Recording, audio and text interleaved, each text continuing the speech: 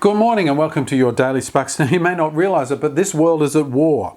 A conflict that's wreaking havoc on civilians, injuring and killing many, even innocent children. Countless lives have been lost in battle after battle, and many people are uncertain that there will ever be a decisive victory. Now, I'm not talking about the coronavirus, or not talking about a physical war of combat. I speak about a war with consequences that reverberate throughout eternity. See, spiritual warfare is an epic battle between good and evil that began when Satan was cast out of heaven.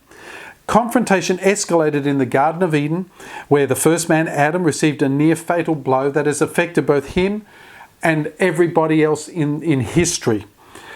When Jesus came to earth, he faced this battle constantly between good and evil, between Satan and God. The devil tempted him in the wilderness, and the battle raged, and Jesus was sent to the cross to die.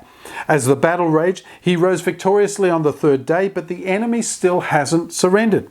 See, the destiny of the entire world's population lies in the outcome of this great spiritual war.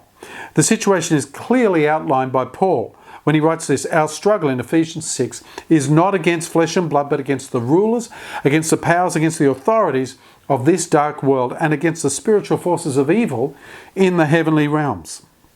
See, all around us right now, even though you can't see it, we are surrounded by this spiritual conflicts. Angels versus demons, good versus evil, light versus darkness.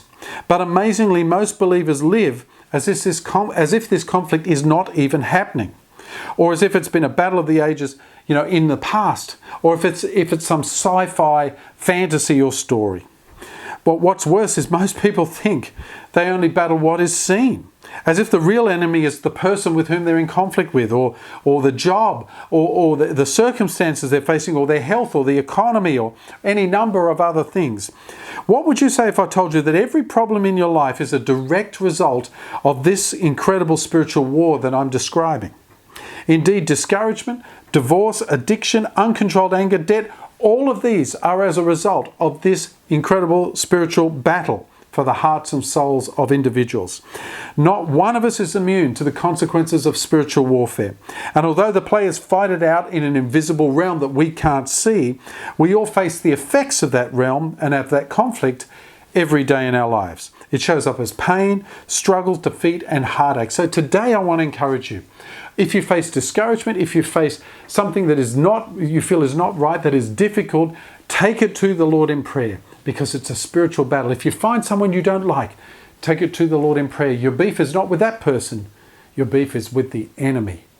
And we serve the King of Kings. God bless you. We'll see you tomorrow on Sparks.